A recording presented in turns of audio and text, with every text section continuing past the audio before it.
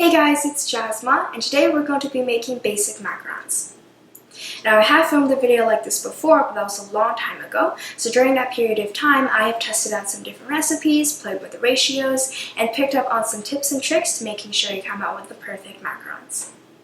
I have used this recipe in some of my past macaron videos because it has a great consistency, it comes out right pretty much every single time, and it also dries out really quickly as well. This is just the basic macaron recipe, so today I'm not going to be adding any flavors or colorings or play with any different shapes, but once you've mastered this and the techniques required to come out with the right feet, then you could play with the different shapes and sizes and add different colors and flavors to however you like. So let's get started. First off, we're going to be making the filling, which is white chocolate ganache. This is my favorite type of macaron fillings, but you can also use buttercream, jam, or other types of frostings as well. It is a very flexible type of filling, but this is the one that I like to make the most, and it's also really easy as well. I'm going to be making this before I make the macaron shells because I have to refrigerate it for it to thicken up. So white chocolate ganache is super easy to make. All you have to do is add some heavy cream to white chocolate and just melt it together. I microwaved my chocolate ganache in the microwave for around 45 seconds, so now I'm just going to let it sit for around 5 minutes so that the heat of the cream can melt the white chocolate completely, and then you come in and just stir it together. Once the chocolate ganache is smooth, cover it with plastic wrap and place it into the fridge for it to chill. Now we can make the macaron shells. So when you're making macarons, you always want to make sure that you sift the dry ingredients so that it gets rid of any huge lumps that can make the macaron shells really lumpy and not smooth. The base of a macaron is made of almond meal. Now this is also known as almond flour or ground almonds.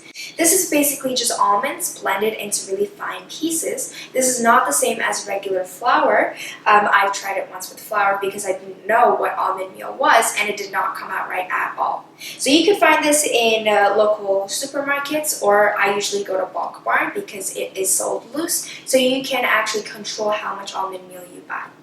Make sure you store this in the fridge when you're not using it, and try not to mix it around too much because then it could cause the oils inside of the almonds to come out. So I'm just going to add this into a fine sieve. Also add in the icing sugar. So in macarons there are two types of sugars, icing sugar and white granulated sugar. One is going into the almond and one is going into the meringue. And now just pass everything through the sieve. You can see after you sift everything through, there will be these bigger pieces that may not go through the sieve. You can just throw this out. Now I'm just going to really quickly mix this together and then set it aside, and we can move on to beating the egg whites. Now we're going to separate the egg whites from the egg yolks. So to make meringue, you want to make sure that you do not get any egg yolks inside of the egg whites because it could stop it from actually beating into a meringue.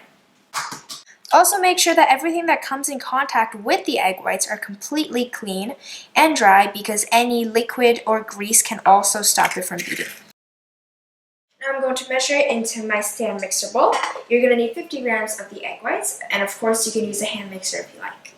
Every egg is different, which is why we're measuring out the amount so that it comes out right every single time. But once again, I'm going to be using my stand mixer to beat my egg whites, but of course you can use your hand mixer. So I'm going to start by beating this until it is nice and frothy. And once again, I'm not going to be adding any food coloring or flavoring to this today. Alright, it is frothy. You can see it's nice and foamy, so I'm going to add in my first stage of sugar. I always like to add my sugar in 3 different stages, but make sure you don't dump it all at once. So continue mixing until it starts becoming a little bit thicker. You can see the foams have become thinner and the bubbles have become smaller. It has become thicker and you can see the tracks of the beater, so now add in the second stage of sugar. And continue mixing until soft peaks form. Alright, this has reached soft peaks. You can see you can hook over and hold a very small peak, just like so. If you were to be adding any food coloring or coloring, which I'm not going to today, this is when you would do it. I also like to scrape down the sides of the bowl just to catch any of the sugar that has splattered to the sides. And then add in the last bit of sugar. Now after I've made macarons for so many times, I have discovered that it's best if you don't beat until it is completely at stiff peaks. So I usually like to go for something a little bit between soft peaks and stiff peaks, somewhere in the middle, to make sure you don't overbeat the egg whites.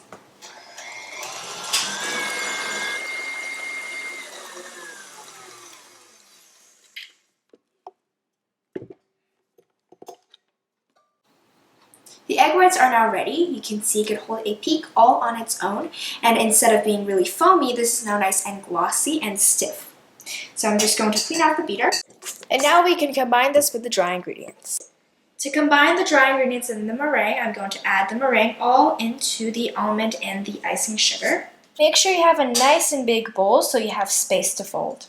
Now here comes the folding part. Now this is usually when people would go wrong when it comes to making macarons because it requires the perfect consistency for it to have the right feet. Now when you're folding it, it is very important that you do not overfold it or else it'll be super runny, and when you're piping it, it will just look like a flat pancake. So grab your spatula and just start combining the almond and the egg whites. For this part, you don't have to be too careful. Just mix until you combine the almond meal with the meringue and there are no huge clumps of dry ingredients left. Make sure you're not stirring in circles though, because that can deflate the egg whites a lot quicker than you want, and there are a lot more chances where you could go wrong with the batter.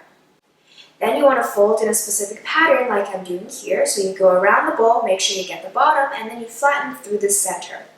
This part is when you're actually trying to get rid of the extra air, so you shouldn't be too worried about deflating the egg whites, but make sure you're not overdoing it either. So just continue mixing in this pattern until the batter starts becoming a little bit runny, and this is when you want to start testing the consistency of the batter. So to do that, just take a little bit of batter and allow it to flow down the spatula nice and slowly to see if it forms a ribbon. If it falls off the spatula and folds back and forth like you see here, then that means the consistency is right and you should stop mixing. Now after making macarons many times, I found that it's actually better if you undermix a little bit so the batter is a little bit thicker than you want it to be, because when you're piping it, it holds its shape so much better. Plus when you're loading this into the piping bag, you're actually getting rid of even more air. So if you get it to the perfect consistency that you want it to be at, when you're loading it into the piping bag, you're actually overmixing it a little bit more. So I found that if you undermix it slightly, then it actually turns out even better. Alright, now we can pipe these macarons. So I like to use a disposable piping bag, and today I'm using the Wilton 1A round tip. I like to use slightly bigger tips when it comes to piping circles because it's slightly easier to control for me personally. But if you're new to macaron making, I would suggest you to get a slightly smaller piping tip so you don't pipe out a huge blob at the same time. I've already placed it into my bag. And now to make sure that when you're filling the bag, it doesn't just squirt out the bottom, I like to twist it and then place it into a tall cup facing upwards so that the bottom of the bag is sealed, and then just fold down the sides so the piping bag is nice and propped up upwards for you to fill it. And now to pipe, I like to use a reusable parchment paper. It's nice and flexible, but you can also use a silicone mat or just regular parchment paper. Now after once again making this multiple times, I found that using parchment paper actually isn't the best because I feel like it wrinkles a little bit on the bottom and it moves around quite a bit as well. So I like to stick with my reusable parchment paper, but you can also use a silicone mat as well. Make sure you have a nice and good quality baking sheet so that the bottom is nice and thick so that it can protect the macaron shells. Put a little bit of the batter in each corner. And then just pipe it to whatever size you want. I'm going to stick with circles today just because it's easy. Try to make them all the same size and leave a little bit of distance between each one. I have piped out all of my macaron batter into circles around the same size, so now I'm going to bang this on the counter a couple of times to release any extra air bubbles so we don't have a huge empty spot inside of our macaron shell. This also helps even out the top of the macaron so that it's nice and flat and smooth. Make sure you do this because if there are too many air bubbles inside of the macaron shell, it can cause it to crack later on. To ensure that it is extra smooth, I like to use a little toothpick to pop any huge air bubbles and smooth out the top as well. But make sure you work quickly because if the macaron shell starts to dry when you're doing this, it is going to cause it to be quite lumpy. And make sure you're using something really thin like a toothpick and not like a chopstick because you don't want to create even more air bubbles inside of the macaron shell. Now I'm going to allow these macarons to dry.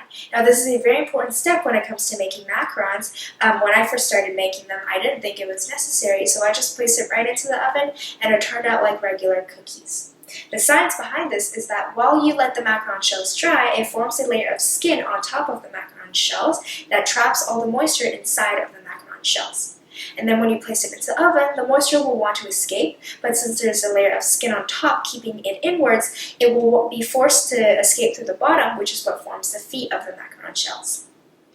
Now, the amount of time that it takes for these to dry will vary, but I like this recipe very much because for me personally, they're usually dry by the time my oven is preheated. So I just set this somewhere nice and dry, not humid, because that would take even longer, and by the time my oven is preheated, this should be done. And once again, this will vary for you depending on the temperature and the humidity of a certain room. But you'll know it's done when you're able to touch it on the surface and nothing sticks to your fingers. So you can see the macaron shells are now nice and dry. I'm just tapping it and nothing is actually sticking to my finger. That means these are ready to be baked.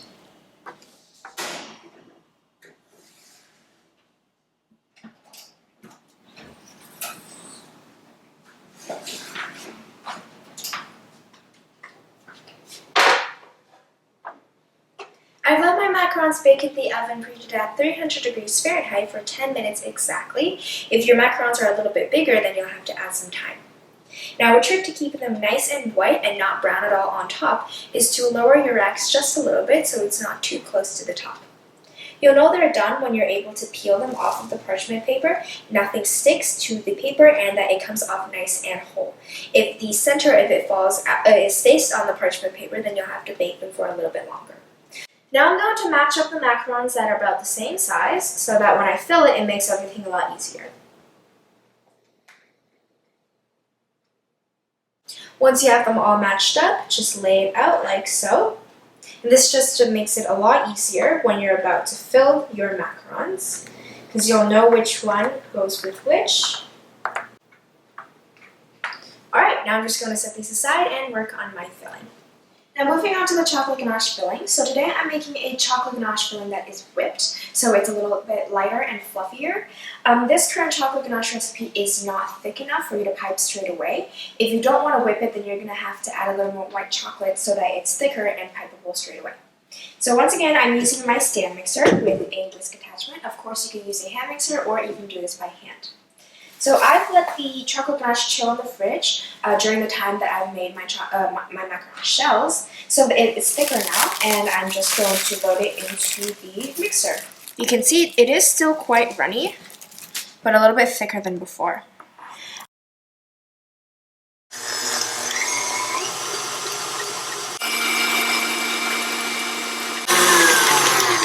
You can see the color of the chocolate ganache has lightened up.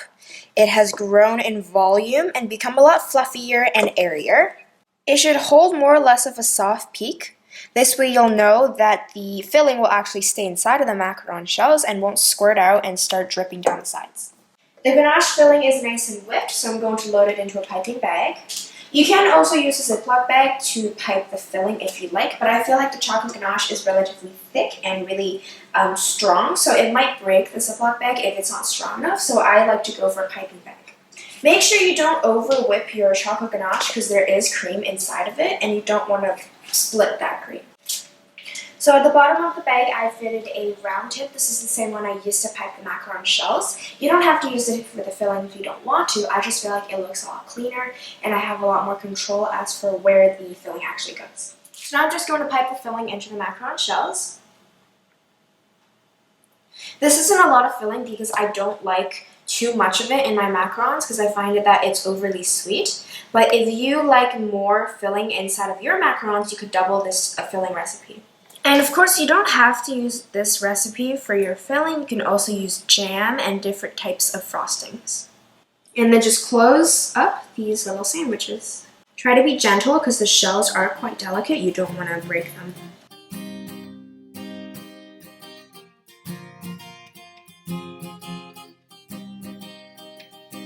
Alright, so that's how you make these basic macarons. You can see these look great, the feet is perfect, and the chocolate ganache tastes great with these macarons. Once again, this is just a basic macaron recipe. I hope that the tips and tricks that I've mentioned before really helped. If you're a beginner to making macarons, once you've mastered this, you can do whatever shapes, colors, sizes, and flavors as well. If you have any questions, feel free to leave a comment down below. I also have some Panda Macarons and Snowman Macarons on my channel, so feel free to check those out. I really hope you could try these out. Thanks for watching, and see you guys next time. Bye!